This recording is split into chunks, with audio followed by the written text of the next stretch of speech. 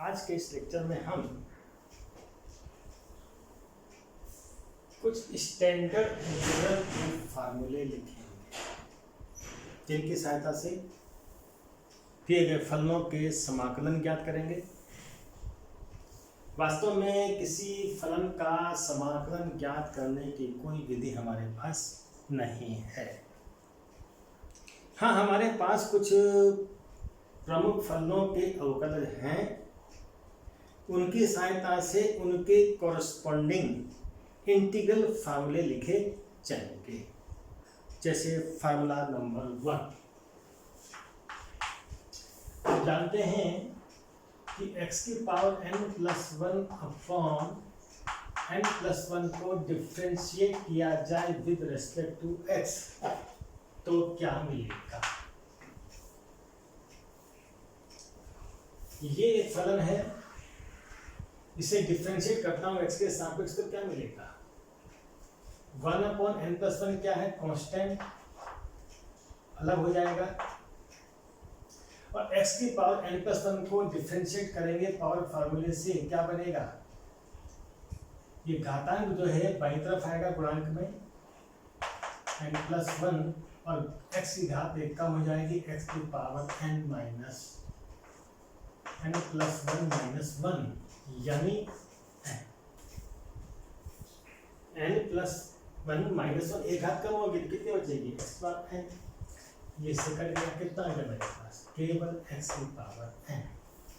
जब इस फलन का डिफरेंशियल x की पावर n है तो इसका इंटीग्रल क्या होगा, ये वाला फलन होगा। इसके बेस पर मैं लिख सकता हूं कि भाई x की पावर n का अनिश्चित समाकलन विद रेस्पेक्ट टू x क्या होगा, ये वाला फलन x की पावर n+1 अपॉन n+1। ध्यान दीजिए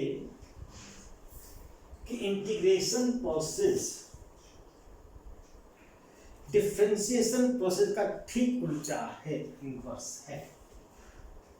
डिफरेंशियल में क्या होता है, घात घटती है तो यहाँ पर घात बढ़ जाएगी और उसी घात से यहाँ डिवाइड कर देंगे। लेकिन ध्यान रहे, इसमें n की वैल्यू कभी भी हम -1 नहीं ले सकते। क्यों?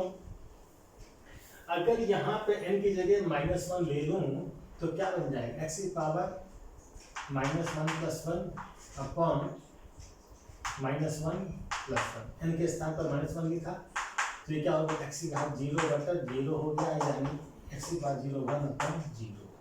और 0 से भाग संभव नहीं होता, इसलिए हम कहते हैं कि n का मान -1 नहीं ले सकते। नेक्स्ट फार्मूला इसी से बनेगा। कोई कहे कि x का डिफरेंशियल x के सापेक्ष क्या होगा, क्या काम में, x का डिफरेंशियल x के सापेक्ष क्या होता है, 1 होता है, होता नहीं होता, बोलो। x का डिफरेंशियल x के सापेक्ष क्या होगा, 1। अगर लगा नहीं होता है तो देख ले कैसे करेंगे। dx अपॉन x क्या है ये, x को हम x की घात 1 लिख सकते हैं, उसको डिफरेंशिएट करें x के सापेक्ष बाई पावर फार्मूला 1 किधर आएगा, गुणांक में, और घात 1 कम हो जाएगी, 1 - 1। ये तरीका है, कितना आएगा, 1 x की पावर 0, 1 इंटू x की पावर 0 1, कितना आएगा 1। तो ये करने की आवश्यकता नहीं है, याद कर लीजिए x का डिफरेंशियल क्या होता है, बाई पावर फार्मूला 1 होता है x के सापेक्ष। अगर x का डिफरेंशियल x के सापेक्ष 1 है तो जनाब इसके आधार पर 1 का integral with respect to x क्या होगा, 1 का integral with respect to x क्या होगा। 1 इंटू dx को मैं केवल dx भी लिख सकता हूँ, 1 तो जिसको गुणा करेगा वही देगा। 1 ने 5 को गुणा किया तो 5 देगा, 6 गुणा 6 देगा, dx गुणा करेगा dx देगा। तो ये बराबर होता है x का डिफरेंशियल 1, तो 1 का इंटीग्रल x, 1 का इंटीग्रल x, लेकिन साथ में कांस्टेंट ऑफ इंटीग्रेशन जोड़ना पड़ेगा। अगर मैं ये नहीं जोड़ता हूं तो ये एंटी डेरिवेटिव कहलाएगा, कोई पर्टिकुलर एंटी डेरिवेटिव होगा, मुझे जनरल एंटी डेरिवेटिव ज्ञात करना है, उसके लिए सी जोड़ना पड़ेगा जिससे कि ये इसके सभी एंटी डेरिवेटिव को प्रकट कर सके। यहाँ भी हमने कांस्टेंट ऑफ इंटीग्रेशन नहीं लिखा, ये मिस्टेक है, तो वो लिखना ही पड़ेगा, बिना उसके लिए अशुद्ध माना जाएगा। इसको निकालें तो कैसे होगा भाई, देखिए 1 dx को इंटीग्रेट करना चाहता हूं मैं, x के सापेक्ष कर रहा हूं तो 1 को क्या लिख सकता हूं मैं, x की पावर 0 लिख सकता हूं, x की पावर 0 1 है, और इंटीग्रेट करूंगा x के सापेक्ष, पावर फार्मूला के अनुसार, इस सूत्र के अनुसार क्या बनेगा, x की पावर 0 प्लस 1 अपॉन, यही घात नीचे आ जाएगी, x की पावर 0 प्लस 1 1 हो गया अपॉन 1, यानी x की घात 1 यानी x। तो 1 dx का मान x आ गया, यानी dx का इंटीग्रल कितना होता है, x होता है, और साथ में हम एक कांस्टेंट ऑफ इंटीग्रेशन जोड़ देंगे। इसको करने की आवश्यकता नहीं है, इसको याद कर लीजिए कि 1 dx x प्लस सी होगा, या dx का इंटीग्रल क्या होगा, x प्लस सी, ठीक है। उतारिए इनको। अब आते हैं हम कुछ ट्रिग्नोमेट्रिक फंक्शन के ऊपर, उतारिए। इसको करने की ऐसे ज़्यादा न याद करने की आवश्यकता है, न करने की, केवल इस रिजल्ट को मुझे याद रखना है।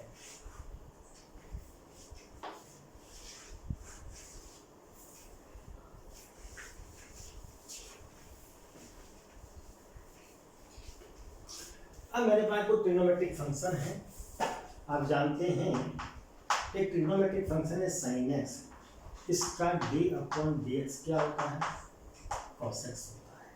तो इसके आधार पर आप बता सकते हैं cos x का इंटीग्रल, cos x का इनडेफिनिट इंटीग्रल, अनिश्चित समाकलन क्या होगा,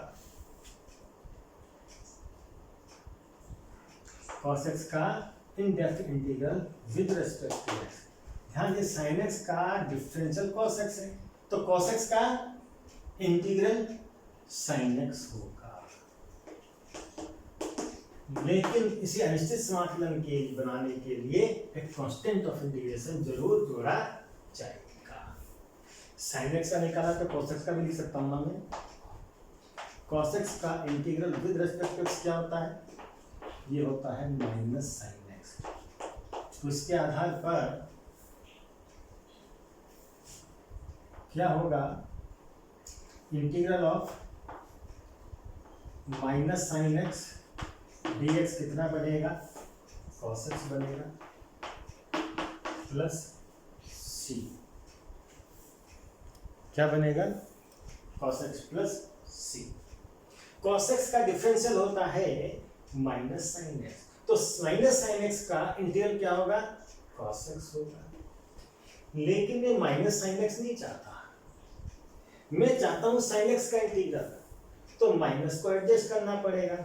क्या करेंगे हम, या ऐसा भी लिख सकते हैं साइन एक्स dx, तो माइनस को इधर एडजस्ट कर दीजिए, minus cos x plus c। ये ध्यान रहे, यहाँ पर एक गलती होने के चांसेस हैं कि माइनस यहाँ लिखने पर यहाँ पे माइनस नहीं डालेंगे, क्यों, क्योंकि माइनस को यहाँ लिखूंगा, माइनस से गुणा करूंगा, तो वास्तव में क्या हुआ, मुझे चाहिए था, ये था मेरे पास माइनस साइन एक्स, ये है integral of minus sine x D x बराबर cos x होता है। इंटीग्रल बाद में लगाते हैं, इंटीग्रल निकालने के बाद, इसलिए माइनस को एडजस्ट कर दिया पहले मैंने, माइनस यहाँ गुणा किया प्लस हो गया, यहाँ किया तो माइनस कॉसेक हो गया प्लस बाद में इंटीग्रल लगाया, ठीक है। तो यहाँ माइनस ही डालेंगे। अब आता है साइन हो गया, कॉस हो गया, 1/10। 10x का differential with respect to x क्या होता है? ये होता है sec स्क्वायर x। तो ये क्या देगा मुझे? इंप्लाइज दैट ये देगा मुझे sec स्क्वायर x का integral with respect to x बराबर क्या होना चाहिए? ये होना चाहिए 10x। ध्यान दीजिए 10x का डिफरेंशियल sec स्क्वायर x है, तो इसका इंटीग्रल क्या होगा? ये वाला फंक्शन होगा। लिखेंगे कैसे? sec स्क्वायर x का integral with respect to x के लिए dx डालेंगे बराबर ये वाला फंक्शन 10x। हो गया, 3 फंक्शन ये आ गए। अब आ जाइए कॉट के ऊपर। क्या कॉट x का differential with respect to x क्या होता है? ये होता है माइनस कॉसेक स्क्वायर x। जैसे tan x का उसी की तरह ये भी है। tan में sec का स्क्वायर आता है तो इसमें कॉसेक स्क्वायर आता है। इसके बेस पर integral of minus cosec square x dx बराबर क्या बनेगा? cot x plus c। क्या लिखा था? c constant of integration. Minus को एडजस्ट करना हो तो इसको मैं ये लिख सकता हूँ, या integral of cosec square x dx बराबर माइनस यहाँ डाल दिया cot x प्लस c। इधर कर दिया। 1 2 3 4 हो गए मेरे पास, ठीक है। अब आता है कि sec x का डिफरेंशियल क्या होता है? sec x का differential with respect to x क्या होगा? ये होता है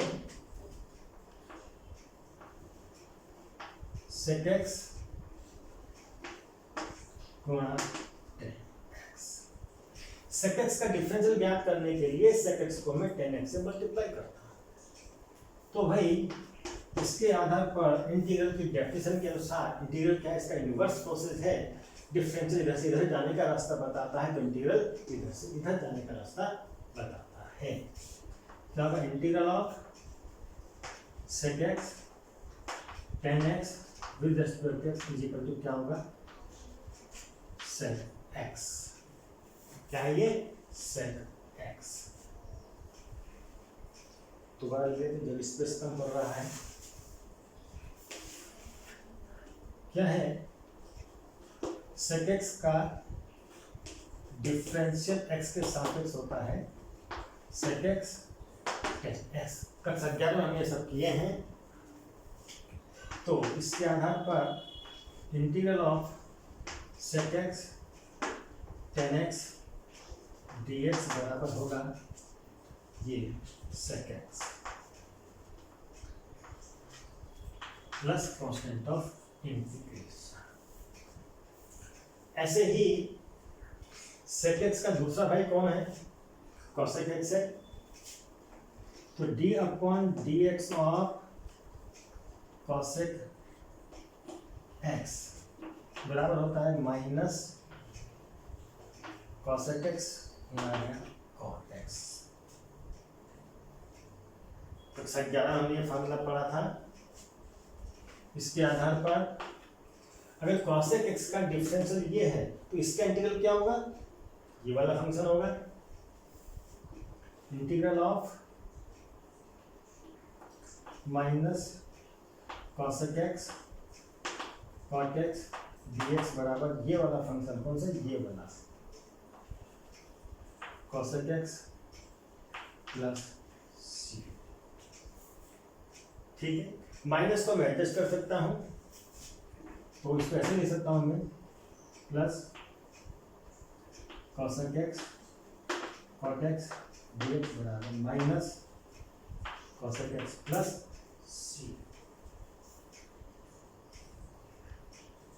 ठीक, अब नेक्स्ट फार्मूला आ रहा है कि बता दीजिए इनको जरा सा। हाँ, एक बात का ध्यान रखेंगे, ये 6 ट्रिग्नोमेट्रिक फंक्शन है, बेसिक फंक्शन है, sin x, cos x, tan x, cot x और sec x, cosec x। इन सबके डिफरेंशियल तो निकलते हैं डायरेक्ट, लेकिन इंटीग्रल केवल cos x का और sin x का निकलता है, बाकी का नहीं निकलता। समझ लें, ये 6 ट्रिग्नोमेट्रिक फंक्शन है, बेसिक फंक्शन है, साइन, कॉस, टेन, कॉट और सेक, कॉसेक। इन सबके डिफरेंशियल तो डायरेक्ट निकल रहे हैं, इंटीग्रल सबके नहीं निकल रहे। इंटीग्रल किसके निकल रहे हैं? केवल एक तो निकल रहा है cos x का इंटीग्रल निकल रहा है और एक sin x का। बाकी के इंटीग्रल डायरेक्ट फार्मूले से नहीं निकलेंगे, निकलेंगे उनके भी, लेकिन उनको बाद में निकालेंगे, कुछ अलग टेक्निक अपनाएंगे जिसके आधार पर वो निकाले, चाहे निकालने तो सही के हैं। ठीक है, बताइए इनको।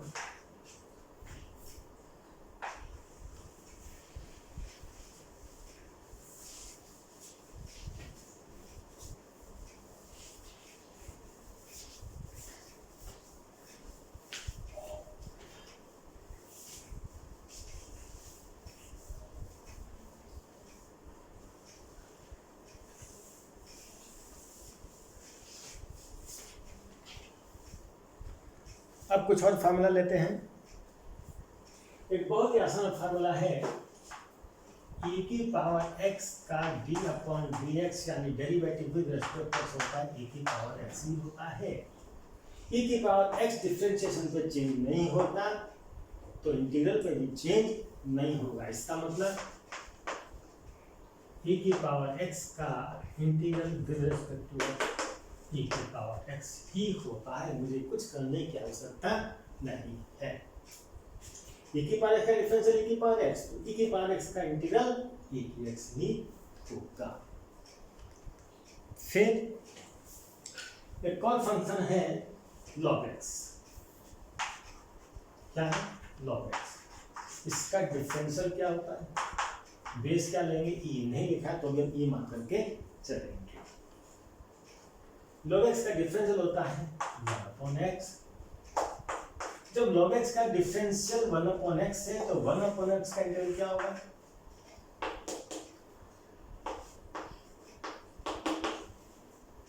log x। ध्यान दीजिए, पावर फॉर्मूला में लिखा था तो वहां लिख दिया था n is not equal to -1। ठीक है, x की पावर n को इंटीग्रेट करते समय हम लिखा था कि n is not equal to -1 हो जाए तब कैसे निकालेंगे? तब इस तरीके से निकालेंगे।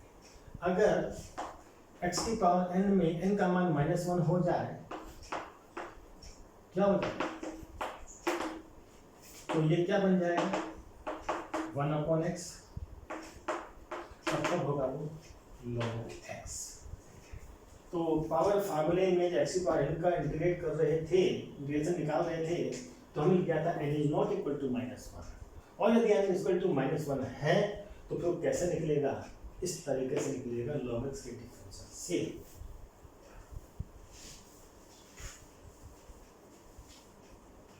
अब आ रहा है हमारे पास a की पावर x का डिफरेंशियल, बल्कि a की पावर x लेकर हम लिखेंगे a की power x upon log a to the base e। ये a की power x upon log a to the base e का डिफरेंशियल क्या होता है? ये होता है ओनली a की पावर x। तो इसके आधार पर ए की पावर एक्स का integral with respect to x क्या होना चाहिए, ये वाला फंक्शन होना चाहिए। जब इस फंक्शन का डिफरेंशियल ये है तो इसका इंटीग्रल क्या होगा, ये वाला फंक्शन होगा। लिख दीजिए ए की power x upon log a to the base e plus c सब में लिखा ही जाएगा, भूल मत जाना। याद कर लिए जब भी इंटीग्रल निकालेंगे तो इंटीग्रल निकालते ही साथ में कांस्टेंट ऑफ इंटीग्रेशन जोड़ना पड़ता है। ओके, इसको हम ऐसे भी कर सकते हैं कि भाई ए की पावर एक्स का डिफरेंशियल क्या होता है, ए की पावर एक्स होता है लेकिन साथ में log ए से मल्टीप्लाई करना होता है। तो मैं इसको इंटीग्रेट करूंगा तो क्या आएगा, इसको इंटीग्रेट करूंगा ए की पावर एक्स को इंटीग्रेट करना चाहता हूँ एक्स के सामने। ए की पावर एक्स का डिफरेंशियल ए की पावर एक्स होता है लेकिन साथ में log ए से गुणा करना पड़ता है। तो ऐसे ही ए की पावर एक्स का इंटीग्रल क्या होगा, ए की पावर एक्स ही होगा लेकिन यहाँ log ए से गुणा करना पड़ता है तो यहाँ से उल्टा करना पड़ेगा, log ए से डिवाइड करना पड़ेगा। या तो ऐसे कर लीजिए ए की पावर एक्स अपॉन log ए का डिफरेंशियल निकाल लिया जाएगा। इसके आधार सीधा साधा है कि ए की पावर एक्स का इंटीग्रल क्या होगा, ये वाला फलन होगा। ये ऐसे कर ले, ए की पावर एक्स का डिफरेंशियल क्या होता है, ए की पावर एक्स log ए, यानी ए की पावर एक्स का डिफरेंशियल निकालने के लिए फलन तो वही रहता है, ए की पावर एक्स ही रहेगा लेकिन log ए से मल्टीप्लाई करेंगे। ऐसे ही ए की पावर एक्स का इंटीग्रल करते समय रिजल्ट तो ए की पावर एक्स रहेगा लेकिन डिफरेंशियल में log ए से गुणा करते हैं तो यहाँ उससे भाग देना पड़ेगा, क्योंकि integration is A inverse process of differentiation. ऐसे भी लिख सकते हैं। और आगे चलें, अब लेते हैं कुछ इनवर्स ट्रिग्नोमेट्रिक फंक्शन। उनके डिफरेंशियल के आधार पर हम कुछ इंटीग्रल फार्मूला निकालने चाहते हैं। क्या है वो फार्मूले, बता लीजिए।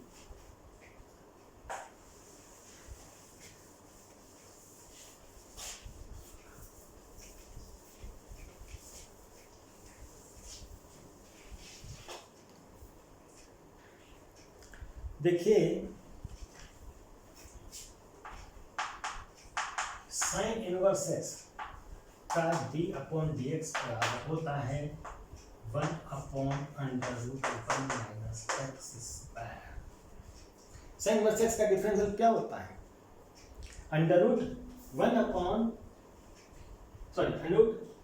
साइन इनवर्स एक्स का डिफरेंशियल है 1/√1 माइनस एक्स स्क्वायर। अगर इसका डिफरेंशियल ये है तो इसका इंटीग्रल क्या होगा, ये वाला फलन होगा। तो लिखिए 1/√1 माइनस एक्स स्क्वायर का integral with respect to x क्या होगा, ये वाला साइन इनवर्स एक्स। जैसे इंटीग्रल किया है कांस्टेंट ऑफ इंटीग्रेशन जोड़ना पड़ेगा।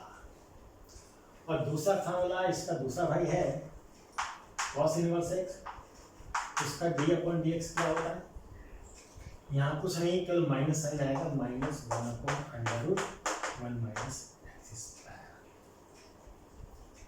तो इसके आधार पर इसका इंटीग्रल क्या होगा, ये वाला फलन होगा, integral of -1/√1 minus x square dx बराबर क्या होगा, cos इनवर्स x प्लस सी। माइनस को चाहे तो एडजस्ट कर सकते हैं हम, इस सूत्र को ऐसे भी लिख सकते हैं, या 1/√1 minus x square dx equal to minus को दूर ले गए तो minus cos inverse x plus c. यह माइनस में लगेगा या प्लस छोड़ देंगे। फिर एक और सूत्र आता है tan इनवर्स x का डिफरेंशियल क्या होगा। What is the differential of tan inverse x with respect to x? It is 1/1 plus x square। Under root यहाँ से हट जाएगा और साथ में प्लस x आएगा। तो इसके बेस पर integral of this 1/1 plus x square dx क्या होगा, ये वाला फलन होगा tan inverse x plus c। फिर आता है cot इनवर्स x का differential with respect to x बराबर होगा, यहाँ प्लस में था तो यहाँ माइनस में आएगा, -1/1 प्लस एक्स स्क्वायर। इसके बेस पर, इस डिफरेंशियल के बेस पर कोरस्पॉन्डिंग इंटीग्रल फार्मूला क्या बनेगा, integral of -1/1 plus x square dx बराबर ये वाला फंक्शन क्या है, cot inverse x plus c। Minus को एडजस्ट करना चाहूँ तो कर सकता हूँ, या इसको मैं ऐसे भी लिख सकता हूँ 1/1 प्लस एक्स स्क्वायर dx बराबर माइनस यहाँ जाएगा cot inverse x plus c। ध्यान दीजिए एक इंटीग्रल ये वाला था, एक ये है, यहाँ भी 1/1 प्लस एक्स स्क्वायर है, यहाँ भी 1/1 प्लस एक्स स्क्वायर है। इंटीग्रेट करना है, सेम फंक्शन है, प्लस में देंगे तो tan इनवर्स x लिखेंगे, या cot इनवर्स x में आंसर चाहिए तो माइनस डालना पड़ेगा। फिर समझिए ये वाला इंटीग्रल क्या कहता है कि 1/1 प्लस एक्स स्क्वायर का integral tan inverse x plus c है।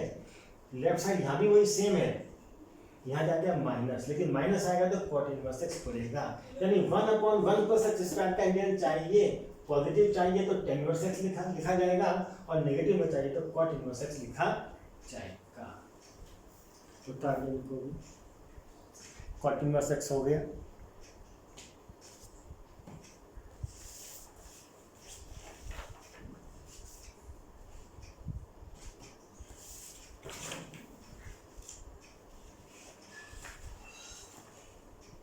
दो फार्मूले और है हमारे पास, क्या है वो, सेक इनवर्स x और कॉस इनवर्स x के। बता दो इनको,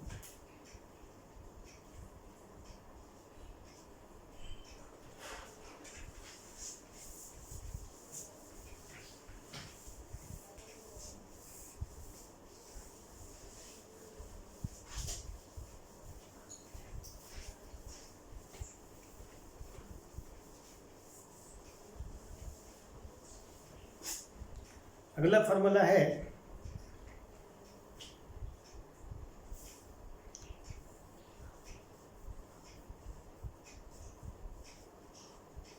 कि सेक इनवर्स x का डिफरेंशियल होता है 1/x under root 1/x under root x square minus 1। Sec inverse का डिफरेंशियल x के सापेक्ष होता है 1/x इंटू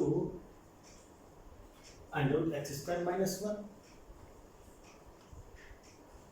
तो भाई इंटीग्रल की डेफिनेशन के अनुसार इसका इंटीग्रल क्या होगा, ये वाला होगा, integral of 1/x under root x square minus 1 dx बराबर होगा sec inverse x plus constant of integration. ठीक है, अब एक और ले लेते हैं, क्या,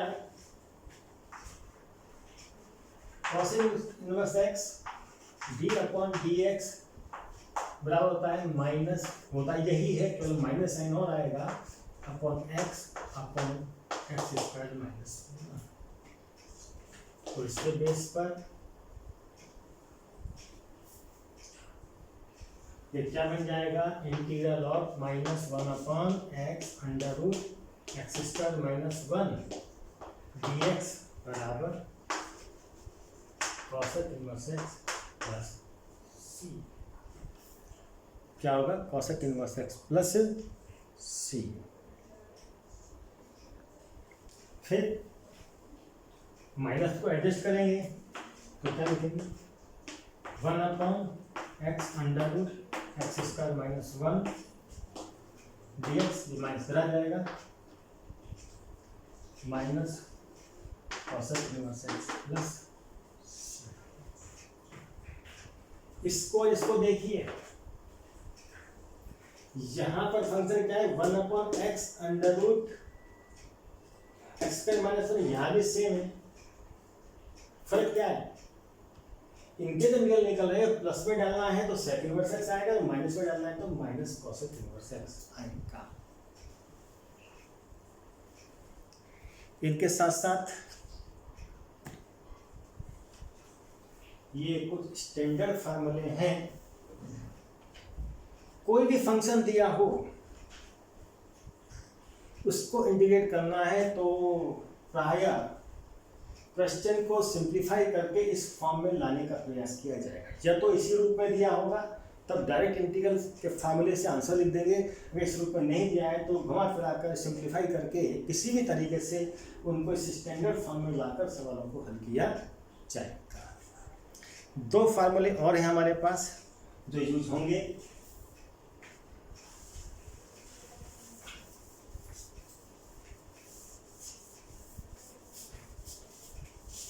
क्या है वो, अनिश्चित समाकलनों के कुछ उदाहरण हैं।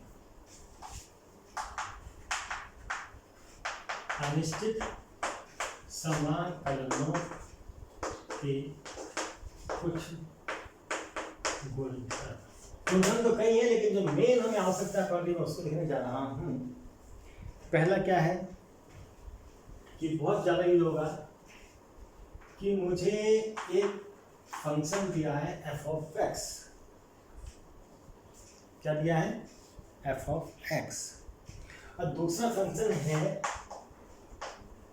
जी एक्स, जी ऑफ एक्स।